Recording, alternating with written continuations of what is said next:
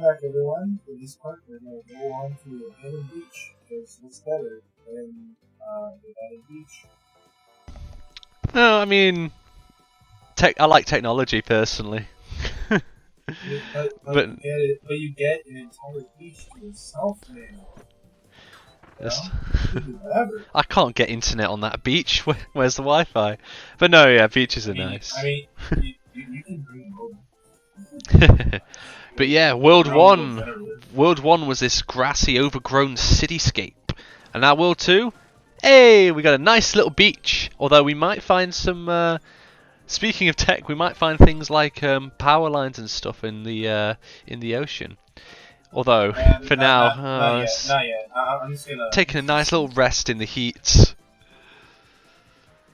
Good old Sleep Kirby has returned for Forgotten Lands. What does Sleep do? Oh, it's nothing, as per usual. If you get sleep, it's more of an obstacle. Yeah. For now, you can kind of walk around a bit very slowly before you fall asleep. In this game, which is new, but eventually Kirby will fall asleep and you'll be stationary for a while. You'll have to shake the control stick in order to burst his bubble and wake Kirby back up. Pretty much. And for a while, Sleep Kirby has been more of an obstacle than an actual ability, I think. Indeed. There's been a few rare instances. There's in Kirby Mouse Attack, or Squeak Squad as it's known in most, in like the States and such. Mouse Attack over here. You could unlock, because that's another thing actually. The missions, we've said, they may be somewhat similar to Kirby's Return to Dreamland, but here, with the evolving copy abilities, that's something similar to Kirby's Squeak Squad. You could evolve them in that game as well, and they'd get certain things. And sleep, for instance, if you got it, would heal you a bit if you fell asleep. So, and because that used, I think, a singular point health system. That's pretty useful, yeah. But here we have, so yeah. We have here a monkey that's on fire. Good old Bonkers, Wild Bonkers. He's gone feral as well. Yeah, just like that, he's burning alive. You always rely on good old Bonkers. Yeah. Which, in many respects, is just a better sword. Hammer is a more powerful, but less complicated and versatile, less versatile sword. Yeah, it's got I think shorter range, but yeah, with Hammer you can. It's always been a powerhouse, and in most games only ever attainable from Bonkers himself, or on the rare occasion other boss-related things. In this game, maybe not so. We'll see in perhaps just a sec. But yeah, with Hammer, you get to slam your hammer down for a powerful strike up to 3 times, a little combo.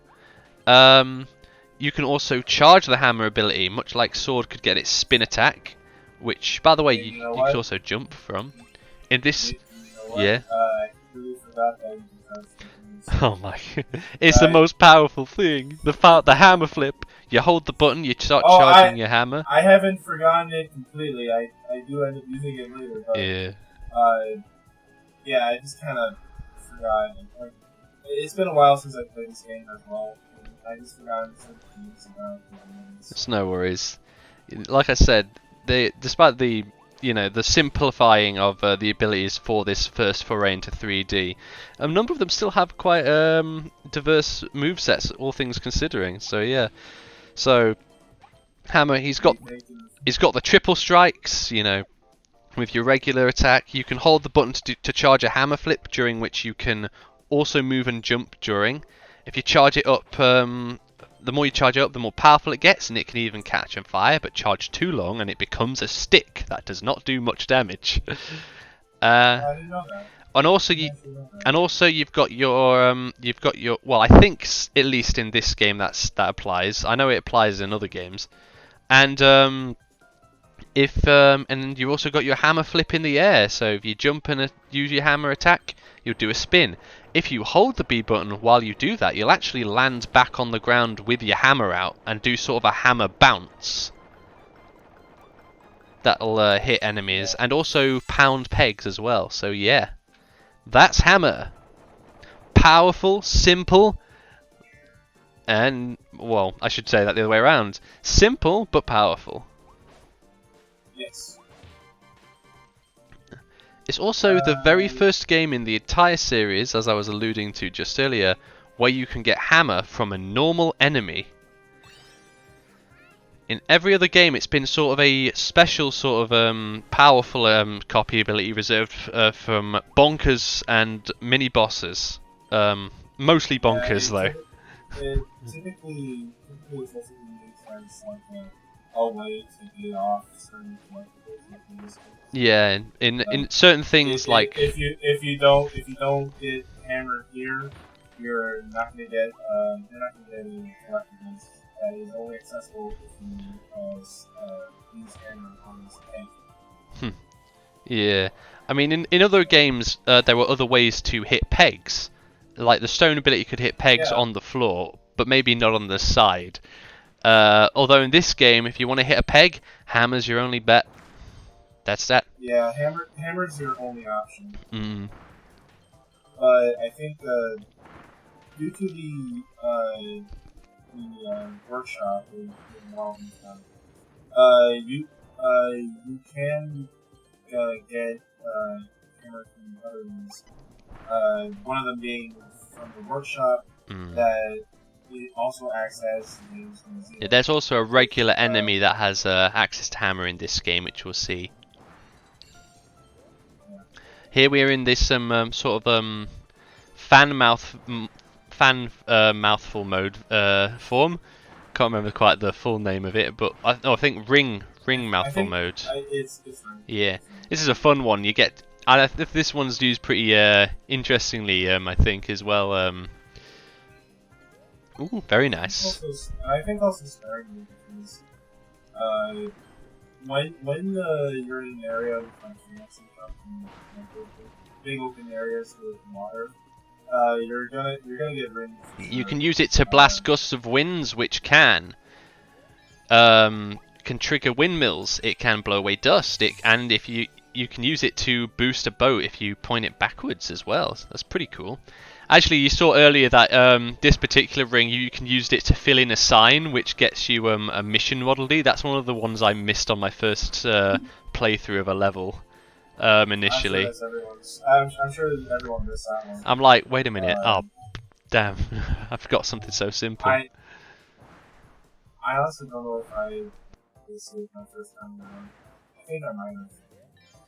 I think I encountered that and I thought, oh wait, no, this is like a very suspicious thing. I certainly missed it. Oh well. But yeah.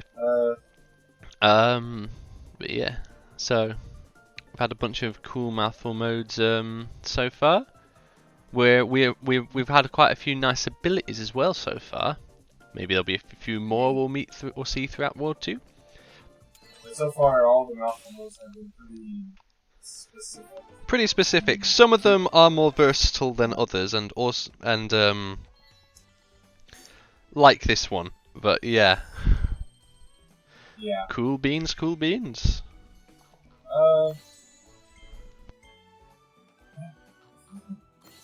Just getting some of the more figurines. Now in World 2 we'll have access to some new figurines. Yes. Actually, no. No, that's not true. That's like halfway. Like, we get like more figures as we use as figures. So there are actually different volumes of figures. So Volume 1, I believe, will be a bunch of stuff from mainly just World 1, and then as you progress throughout the game, I think, for instance, if once World 2 is finished, you'll start getting Volume 2 figurines, and that will include things from like World 2, for instance. At least I think so, something like that. My can't quite remember us so well, but yeah. Oh my god, you abandoned the hammer. Yeah, well, for reasons, because this is an area that will give us Kirby, and it's built around it. There's actually a secret passage in this room somewhere. Interesting. Oh. New ability, Crash. Good old Crash. The one-hit wonder. screen nuke. That's all it is. It's screen nuke. And you can charge it up for a bigger blast, but either way, everything will die. Well, sort of. So crash works. If you press the button, it uses the ability up straight up. It will blow everything around you in an area, as far as I understand it. But if you hold the button down, then it becomes a true proper screen nuke, blasting everything. It is a powerhouse. Sometimes you might want to hold on to it for specific circumstances, but you get one shot at it. Yeah, but in this case, it was just sort of, have at it, get used to it. We'll probably see this later on. Yeah. So. Just have fun.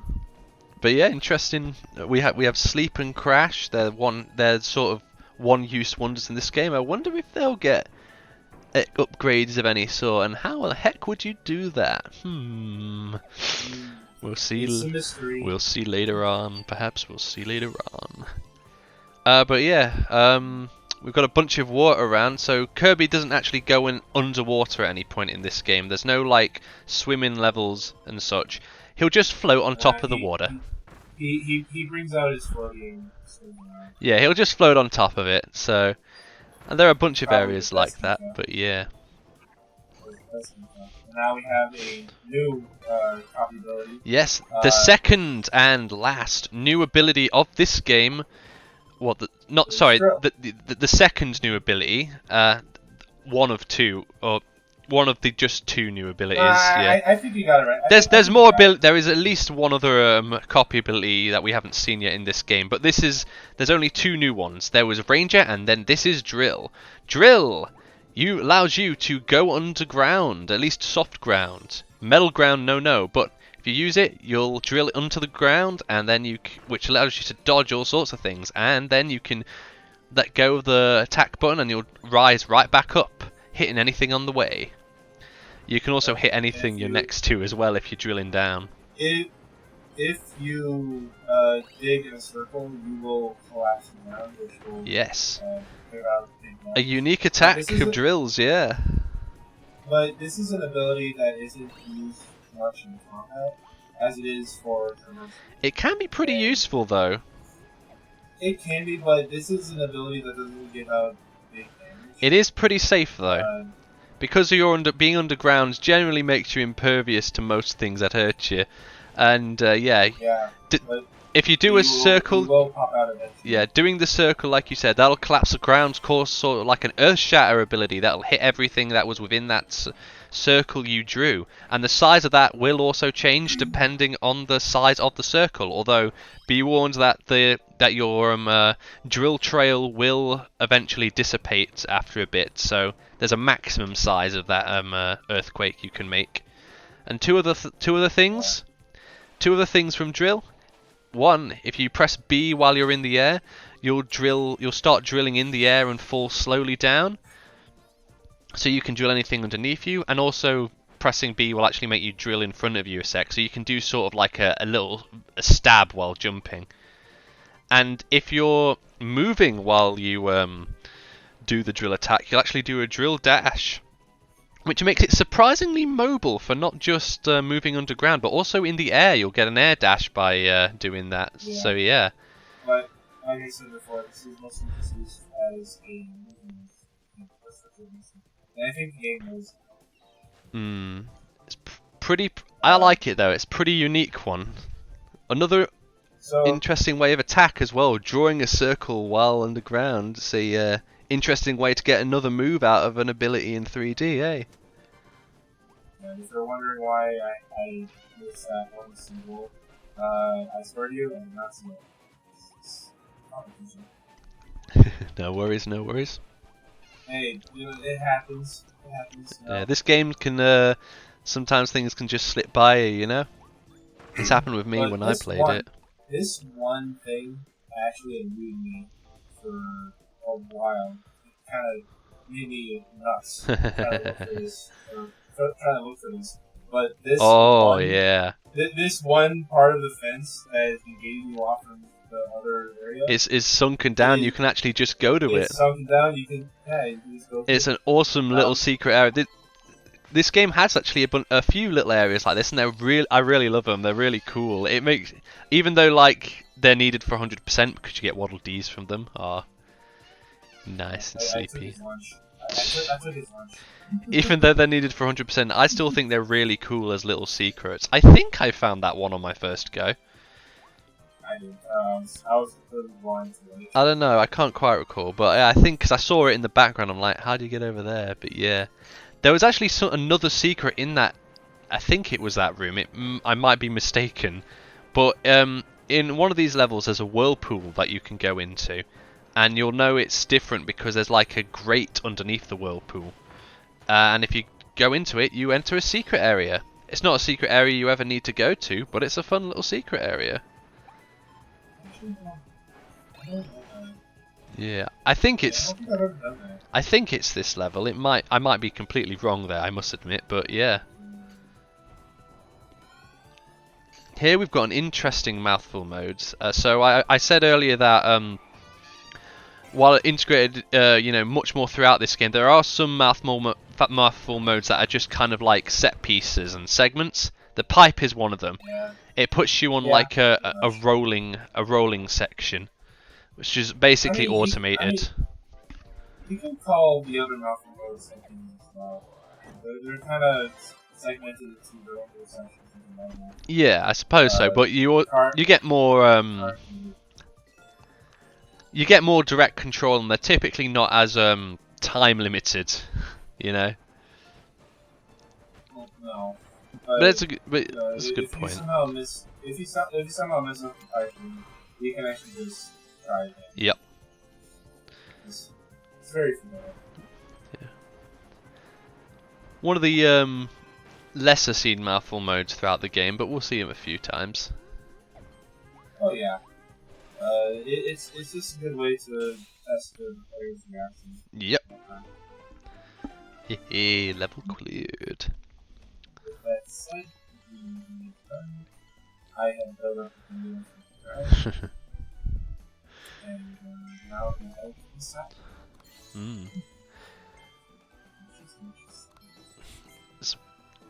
The levels in this game are really fun, I must say. I think they do. They are. Despite some of the tricks they pull, which I may talk of more later, it's a very. I think they do very well for the Kirby's first foray into 3D. I mean, this is by this point in time, we should say this is an award-winning game. Oh, yeah. I saw the Game Awards too. Yeah. I honestly didn't think it was gonna win, but it did. And it did, fairly and squarely. And that's it for part 4. Yep. See you guys next time. See ya.